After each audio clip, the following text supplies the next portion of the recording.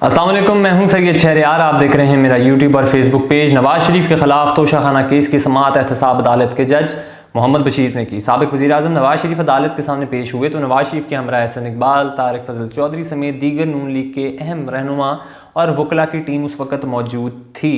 नवाज शरीफ अदालत के सामने इस वक्त पेश हुए तो उनके ज़मानत के तौर पर नून लीग के रहनुमा तारिक फजल चौधरी को मुकर्रर किया गया और फिर दौरान समाअत नवाज शरीफ के वकील ने सियासी दलाइल देने की कोशिश की, जिस पर एहतसाब अदालत के जज ने वकील काजी मिसबा को सियासी दलाइल देने से इनकार कर दिया और फौरी रोका। नवाज शरीफ ने तोशाखाना केस में मुख्तलिफ जमानतें मंजूर करते हुए 10 लाख रुपये के मुचलके जमा कराने का भी हुक्म दिया गया, जिस पर नवाज शरीफ ने आज़म नज़ीर तारड़ को एज एडवोकेट अपने फ्रंट पर लाए और वो रोस्टम पर गए। उन्होंने एहतसाब अदालत को कहा कि नवाज शरीफ को इश्तिहारी का स्टेटस ख़त्म कर दिया एहतसाब अदालत ने। इस सब के बाद नवाज शरीफ अदालत के सामने जब पेश हुए तो अदालत ने तोशाखाना रेफरेंस केस की समाअत की और 20 नवंबर तक उसको मुलतवी कर दिया। इस सब के बाद मुख्तलिफ केसेस की बात अगर करें तो जायदाद कब्जी का केस था। इसके अलावा नैब को नोटिस जारी करते हुए हुक्म दिया गया कि 20 नवंबर को दलाइल तलब कर लिए जाएंगे। नवाज शरीफ की जानिब से उनके वकील अदालत में पेश हुए जिन्होंने इस्तदा की कि बाकी रूटीन के केसेस सुन लें, हमें वक्त दिया जाए। इस पर अदालत ने नवाज शरीफ को पेश होने के लिए 1 से 1:30 बजे तक का टाइम दिया था। नवाज शरीफ के वकील ने अदालत में 3 दरख्वास्तें दायर करवा दी और नवाज शरीफ के वकील ने अदालत में 3 दरख्वास्तें जो दायर करवाई, जिनमें तोशाखाना रेफरेंस नवाज शरीफ की जो है प्रॉपर्टी उसके रिलीज़ के लिए और जो है मुख्तलिफ मुचलकों उनको जमा कराने की भी दरख्वास्तें शामिल हैं। दूसरी जानब नवाज शरीफ की पेशी के मौके पर एहतसाब अदालत के बाहर सख्त सिक्योरिटी का इंतजाम था। एहतसाब अदालत में सिर्फ मुतलका वकला और सहाफ़ियों को दाखिले की इजाज़त थी। दौरान समाअत एहतसाब अदालत में नवाज शरीफ को 24 अक्टूबर तक दायमी वारंट मुअत्तल किए थे और अदालत फैसले में कहा गया था कि नवाज शरीफ को 24 अक्टूबर को अगर पेश ना किया गया तो इस सूरत में दायमी वारंट को बहाल कर दिया जाएगा। सबके अलावा मज़ीद अपडेट्स आपसे शेयर करेंगे। सबसे पहले बात करेंगे शाहिद काकान अब्बासी साहब की कि आज का उनका जो बयान है वो ये कहते हैं कि सीनियर लीडर नहीं हूँ इसलिए मियां नवाज शरीफ को लेने नहीं गया और ना मैंने मीनार पाकिस्तान वाले जलसे में शिरकत की। ख्याल रहे कि खाकान अब्बासी साहब आज कराची के नैब अदालत में पेश हुए थे और गुफ्तगू में उन्होंने कहा कि नैब ने मुल्क को मफलूज किया हुआ है। 5वें साल से अदालत में ही आ रहा हूँ, कुछ नहीं होता। इन अदालतों में कैमरे लगाएं और आवाम को दिखाएं कि क्या हो रहा है। लोग 10-10 सालों से इंसाफ के लिए आ रहे हैं। मजीद भी कहा कि पिछली हुकूमत ने 5 तरामीम की, हालांकि नैब को ख़त्म करने की 1 तरामीम होनी चाहिए। साबिक चीफ जस्टिस ने मर्जी का बेंच बनाया और पार्लियामान के बनाए कानून को ख़त्म किया। मैं हमेशा से कहता हूँ इन केसेस को चलाएं, बताएं क्या गलती हुई है हमसे, इंसाफ का तकाजा कहाँ है और इंसाफ कहाँ पर है। इन्होंने ये भी कहा कि पाकिस्तानी अवाम को दिखाएं कौन कौन सी करप्शन हुई है। बदनसीबी है इस मुल्क की कि नैब जैसा इदारा मौजूद है। नैब का काम सियासतदानों को तोड़ने और जोड़ने में इस्तेमाल होता है।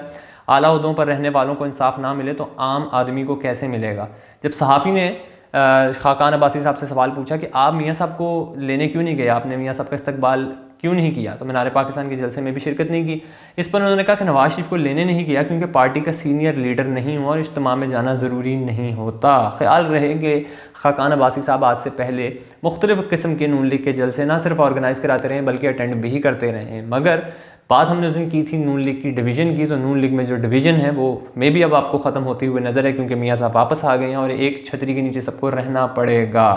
इस सब के अलावा नवाज शरीफ की तो हमने बात की, मगर तहरीक इंसाफ की भी बात करेंगे कि तहरीक इंसाफ को बहुत बड़ा झटका लगा है। सियासी मंजरनामे की अगर बात करें तो तहरीक इंसाफ की 3 ख़वातीन ने जो है पाकिस्तान तहरीक इंसाफ को छोड़ दिया है और तहरीक इस्तेकाम पाकिस्तान को ज्वाइन कर लिया है। आज पाकिस्तान तहरीक इंसाफ की जो साबिक 3 अरकान थीं उन्होंने जहांगीर तरीन से मुलाकात की, जिसमें अंदलीब अब्बास, साबिक अरकान पंजाब असम्बली सादिया सुहेल और सुमेरा बुखारी ने जहांगीर तरीन और ओन चौधरी से मुलाकात की और पाकिस्तान तहरीक इंसाफ छोड़ने का ऐलान किया और फिर इस्तेकाम पाकिस्तानी पार्टी को ज्वाइन करने का भी ऐलान किया। अब 3 जो हैं अहम रुकन वो आपको नज़र आएंगी। इन तीनों में से सबसे ज़्यादा जो एक्टिव थी वो अंदलीब अब्बास साहिबा थी। अंदलीब अब्बास साहिबा बहुत ज़्यादा एक्टिव थी। इनके मुख्तलिफ़ इंटरव्यूज़ मैंने भी किए हैं, ना सिर्फ इनको जलसों में, धरनों में और पाकिस्तान की मुख्तलिफ़ एक्टिविटीज़ में हमने फ्रंट पे खेलते देखा है। तो अंदलीब अब्बास साहब की जब बात करेंगे हम तो एक ट्वीट है बड़ी इंटरेस्टिंग, वो भी शेयर करेंगे। वो आप इस वक्त अपनी स्क्रीन पर देख सकते हैं कि खदीजा शाह साहिबा के ख़िलाफ़ एक केस चल रहा है जिसमें वो अब भी जेल में बंद हैं और उनकी एक ट्वीट है पुरानी जिसमें उन्होंने मेंशन किया है अंदलीब अब्बास को और लिखा है कि let the Lahore protest today we walk the way from main boulevard to core commander house, she was fearless and inspirational, #Pakistan, #behind your skipper. और ये अंदलीब अब्बास साहिबा आपको वीडियो में भी नज़र आएंगी। लेकिन सवाल पैदा ये होता है कि अगर अंदलीब अब्बास साहिबा भी उस वक्त मौजूद थी 9 मई को कोर कमांडर हाउस जाने के लिए, boulevard towards core commander house, तो फिर अंदलीब अब्बास साहिबा पर मुकदमा दर्ज नहीं हुआ, वो उनके घर छापे नहीं मारे गए, उनको पकड़ा नहीं किया गया। मगर आज वो एकदम आई और उन्होंने आके बताया कि मैंने तो पाकिस्तान तहरीक इंसाफ छोड़ दी है।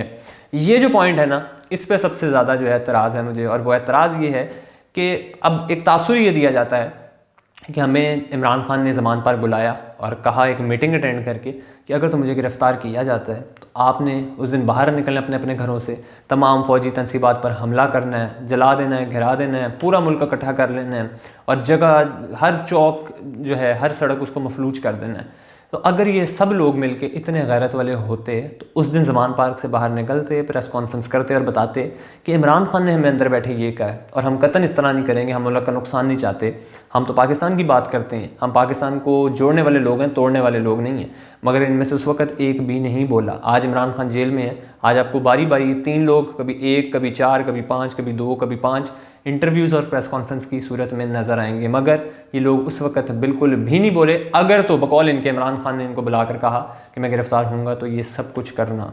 आज भी मेरा इमरान खान से लाख इख्तलाफ हो, मैं उनकी पॉलिसीज़ को नहीं मानता, नहीं समझता ठीक, लेकिन फिर भी इमरान खान को जिस तरीके से गिरफ़्तार किया गया वो एक तरीक़ेकार ठीक नहीं था। जो भी है, इमरान खान साबिक़ वज़ीर आज़म रहे हैं, लेकिन उनको इस तरीके से पकड़ना और गिरफ़्तार करना वो एक ठीक हरकत नहीं थी। इसके बाद बात करेंगे बहरिया टाउन के चेयरमैन मलक रियाज की। मलक रियाज साहब के ख़िलाफ़ जो है FIR दर्ज हो चुकी है, और वो FIR दर्ज इसलिए हुई है कि उनके 3 चेक हैं 18 करोड़ 20 लाख रुपए के ज़ायद रकम के, जिन्हें जो है वो उस पर फौजदारी का मुकदमा दर्ज किया गया है हक़ाइक़ को छुपाने, गलत बयानी करने, और ऐसे चेक जिन्हें बाद में बहरिया टाउन कराची प्रोजेक्ट की फ़रोख्त और इश्तिहारात के लिए हासिल करने के लिए अमल के दौरान बैंक ने क्लियर करने से इनकार कर दिया था। जमा कराने के हवाले से FIR नंबर 681/2023 गुलशन इकबाल पुलिस स्टेशन में दर्ज की गई।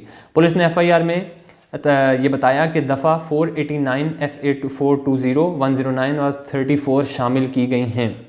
FIR के मुताबिक जो है वो डायरेक्टर ज़हीर हुसैन कुरैशी ने अपनी तहरीरी शिकायत में कहा कि बहरिया टाउन प्राइवेट लैंड जो है वो मालकान मलक रियाज और उनके साहबजादे अली रियाज मलक से मुतल्लिका अराज़ी के लिए अलॉटमेंट प्लॉट की मंजूरी बुनियाद जो है वो मालकान बहरिया टाउन कराची के ज़रिए प्रोजेक्ट की फ़रोख्त और इश्तिहारात के लिए 22 जून 2022 को जो है वो दरख्वास्त दी थी। FIR में कहा गया है कि बहरिया टाउन कराची के मालकान ने अपने नुमाइंदों के ज़रिए जो है हक़ में आइंदा तारीखों के 5 चेक जमा कराने के लिए कहा, लेकिन 3 बाउंस हो गए।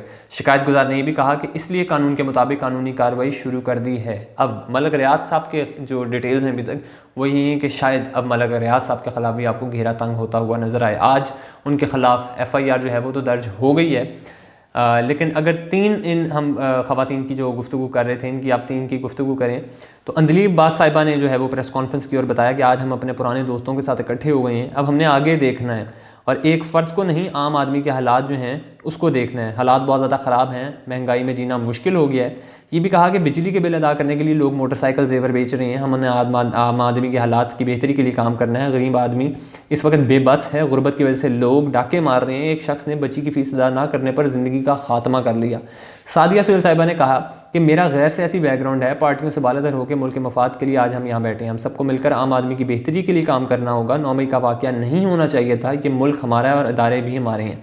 सुमैरा अहमद बुखारी साहिबा ने कहा कि हम आज फिर एक जगह इकट्ठे बैठे हैं, हमारा मुल्क है, हमारी पहचान है, हमें आम आदमी की ज़िंदगी में तब्दीली लानी है। तो तीनों का जो बयान है, अगर आप उसके कॉमन निकालेंगे एक चीज़, वो आम आदमी निकलेगा।